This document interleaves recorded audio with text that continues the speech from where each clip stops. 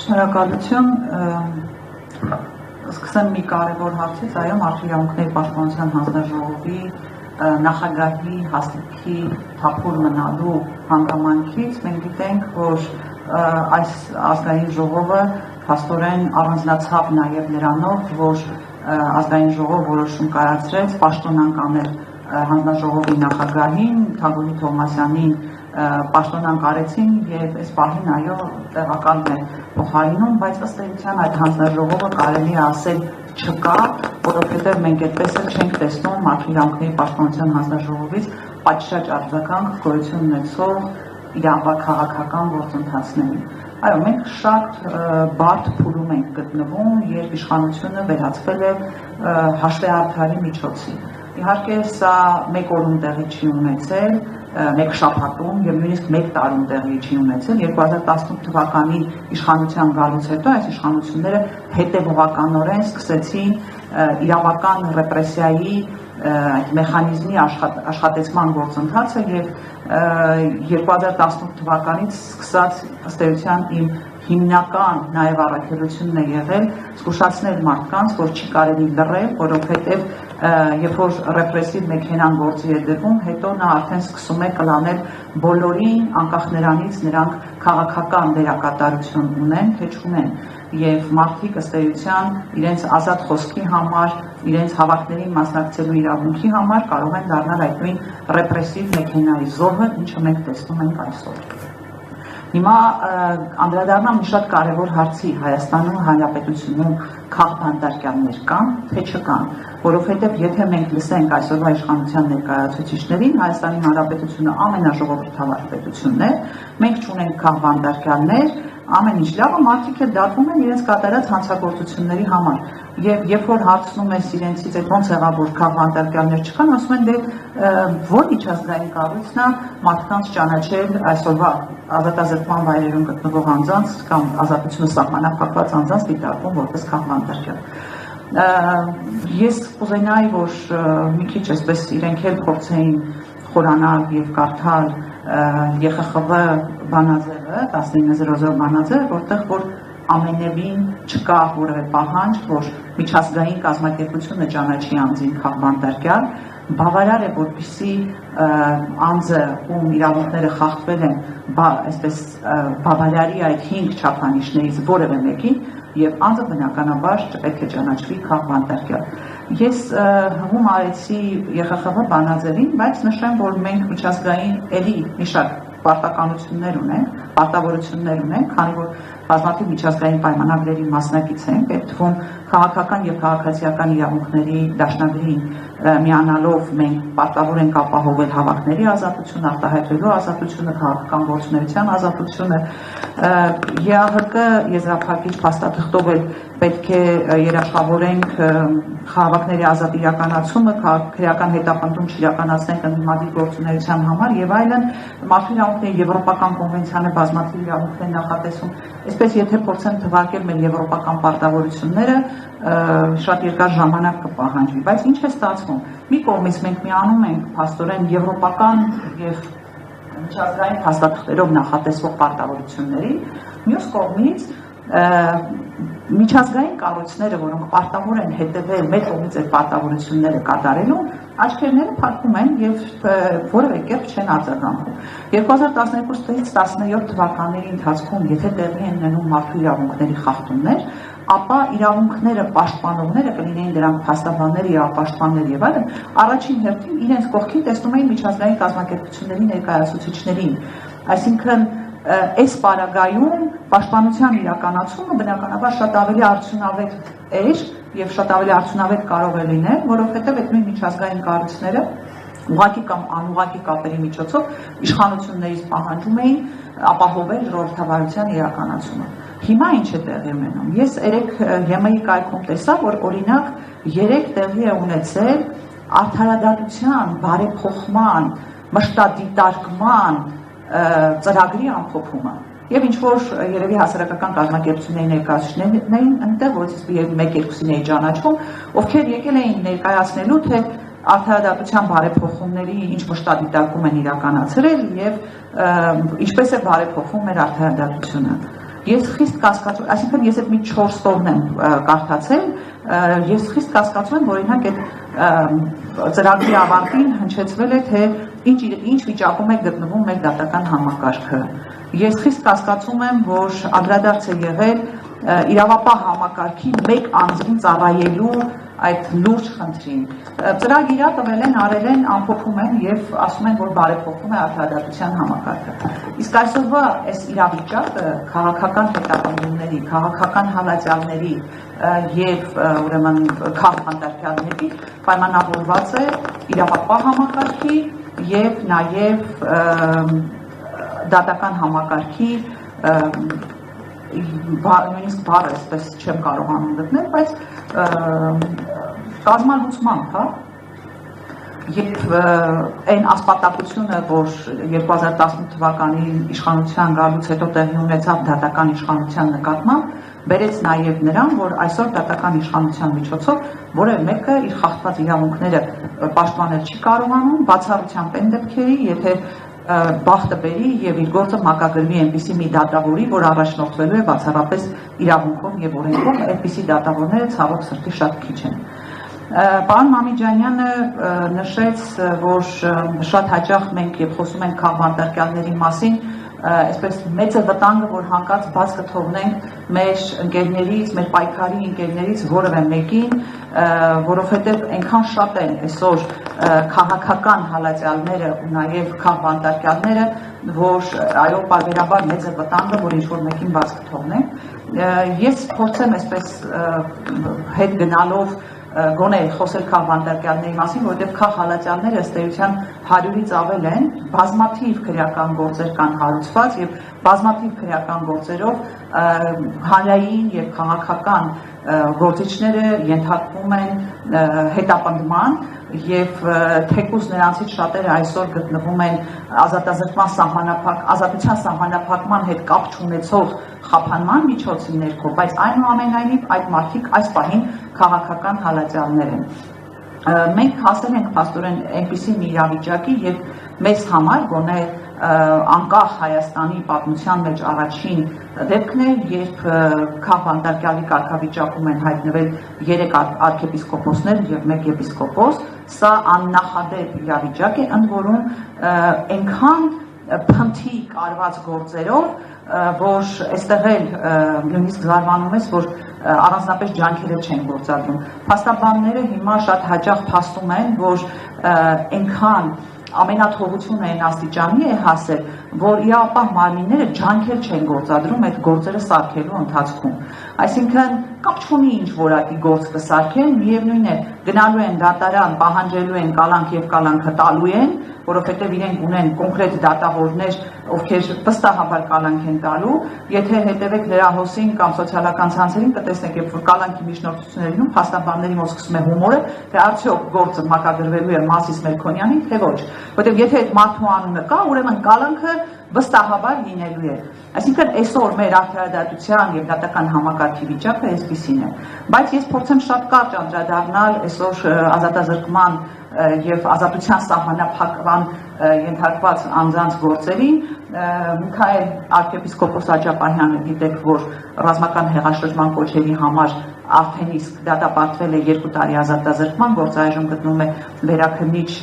վերաքննության փուլում։ Այս խայտառակ մի բան է, երբ որ մարդու ազատ արտահայտվելու իրավունքը արդեն վերածում են քրեաիրավական հետևանք ունեցող արարքի կոչերի եւ դեռ մի բան էլ որոշում են, որ 2 տարի ազատազրկումը, որ դատավորը նշանակել է, քիչ է, 2 տարի 6 ամիս պետք է ազատազրկման ենթարկել, այդ հիմքով դատախազությունը բողոք է բերել վերաքննիչ դատարան։ Այսինքն աբսուրդը հասնում է նրան, որ նույնիսկ 2 տարին իրենց չէր բավարարում։ Ահաբեկչության այդ խայտառակ գործը, դրա մասին ուզում եմ հատուկ նշել, որովհետև մեր գործընկեր Արթուր Սարգսյանի անձեռնխելիությունից զրկելու հարցի քննարկման ժամանակ ազգային ժողովի ամբիոնից այնքան կեղծ ինֆորմացիաներ հրապարակվեց, այնպիսի մի մթնոլորտ էր ուզում ստեղծել մարդկանց մոտ, որ սիրելի հայրենակիցներ, եթե այս մարդկանց հիմա չտանենք, չկալանավորենք, դուք բոլոր բոլորը դառնալու եք ահաբեկչության զոհեր, հետո այդ նույն ձայնագրությանն էին հղումներ անում, հետո այդ նույն ձայնագրության այդ ողջ process-ը աստիճանաբար սկսեց փլվել, երբ որ մենք տեսնում ենք, որ ձայնագրությունները ներկայացվել են կտրտված, ձևափոխված եւ այլն, դա դեռ բավական չէ, մի հատ էլ քննչական կոմիտեի նախագահը գալիս է ազգային ժողով եւ ասում է, որ բանը թուղթ ունեին վրան գրած ահաբեկչության պլան, դա ընդհանրապես զավեշտի ժանրից է, մինչև հիմա Բագրատ Սրբազանը պահանջում է ներկայացնել այդ թղթի իսկությունը, փորձաքննության ենթարկված է թե ոչ եւ այլն, այդպես էլ ոչ մի պատասխան չի լինում։ Բագրատ Սրբազանի հետ միասին կալանավորվել են, հետո ոմանց կալանքը փոխվել է տնային կալանքի կամ վարչական վերահսկողության, բազմաթիվ մեր հայրենակիցներ, այսինքն 18 արդարների մասին է խոսքը, այստեղ մենք նաև ունեինք Լիդիա Մանթաշյանի գործը, որտեղ որ մենք բոլորս բացահայտ տեսնում ենք, որ այդ կնոջ նկատմամբ իրականացվում է վրեժ, այսինքն այդ մարդուն վրեժի համար տարել էին, կալանավորել էին եւ մի հատ էլ կալանքի ժամկետը պարբերաբար երկարացնում էին։ Սամվել Կարապետյանի արտահայտությունը սա իրավունքի ոչ միայն այսպես այլասերում է, այլ նույնիսկ վախենում եմ այլ բառ օգտագործել, որովհետև չի կարող արտահայտությունը, որ արել է Սամվել Կարապետյանը, դրվել քրեական գործի հիմքում, սա իսկապես խայտարակություն է եւ ես կուզենամ վաղը մյուսօր տեսնել այն իրավապահներին, ովքեր ստորագրել են այդ թղթի տակ։ Այստեղ մի քիչ առաջ ընկնելով ասեմ, որ ես կարծում եմ, որ մենք պետք է բարձրաձայնենք բոլոր այն աշխատակիցների անունները, ում ստորագրությամբ այդ փաստաթղթերը գնում հասնում են դատարան։ Գիտեք, մենք շատ հաճախ խոսում ենք դատավորների մասին, մենք դեմքով ճանաչում ենք այն դատավորներին, որոնք որ ուրեմն խախտում են իրավունքը, որոնք որ կատարում են այդ մի հոգու զանգերը, ցուցումները եւ հիստերիաները, բայց մենք չենք իմանում այն իրավապահ համակարգի աշխատողներին, կլինեն քննիչներ, դատախազներ եւ այլն, ովքեր ստորագրում են այդ շինծու փաստաթղթերի տակ, որտեղ իրենց ստորագրությամբ ըստ էության նրանք մարդկանց կյանքի հետ են խաղում։ Մկրտիչ եպիսկոպոս Պրոշյանն է էլի շատ այսպես տարօրինակ ձայնագրության հիման վրա հայտնվել քրեակատարողական հիմնարկում, Արշակ Սրբազանն է, Վազգեն Սաղաթելյանի եւ Նարեկ Սամսոնյանի մասին իմ գործընկերը խոսեց, այստեղ ուզում եմ հատուկ նշել, որ սա էլ շատ այսպես վտանգավոր նախադեպ է,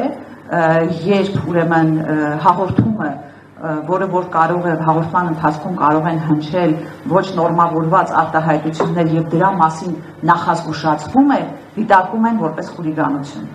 Սա իրականում այս հոդվածը օգտագործում են փակելու համար են բացը, որ առաջացել է իրենց կողմից նախատեսված վիրավորանքի ապաքրեականացման հետ, այսինքն հիշում եք, ունեին վիրավորանքի համար հոդված, որով որ մարդկանց Facebook-յան ստատուսների համար քրեական հետապնդում էին իրականացնում մարդկանց նկատմամբ, հետո այսպես ճնշումների տակ այդ հոդվածը հանեցին եւ հիմա այս խուլիգանության հոդվածն է, որ օգտագործում են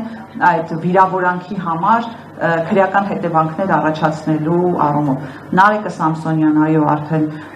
տևական ժամանակ է հացադուլ է հայտարարել եւ դա իր պայքարի եղանակն է այս ապօրինությունների դեմ,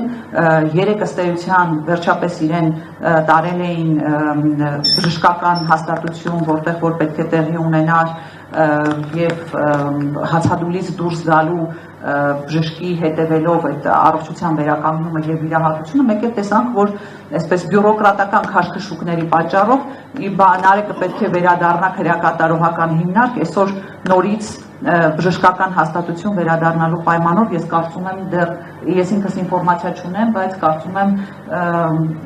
մենք նաև այսօրվա ընթացքում կհասկանանք, թե այս ինչ քաշքշուկներ է եւ ինչպես են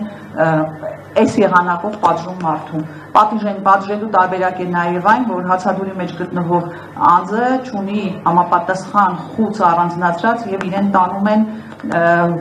կարծեր, այդպես է կոչվում, որտեղ որ պատժախուց, որը որ ըստ էության հացադուլ հայտարարած անձանց պահելու վայր չէ եւ դա կոպիտ խախտում է հանդիսանում։ Դավիթ Համբարձումյանի մասին հիշատակեց իմ գործընկերը,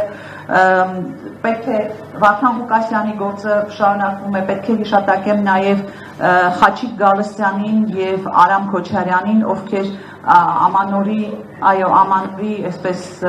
նախաշեմին, նախորեին կալանավորվեցին, էլի եթե նայում ես գործի հանգամանքներ զավրիշտ է հիշեցնում, եթե ես որևէ մեկին բաց թողեցի, ուզում եմ երկու հանգամանքի մասին էլ խոսել։ Գյումրիում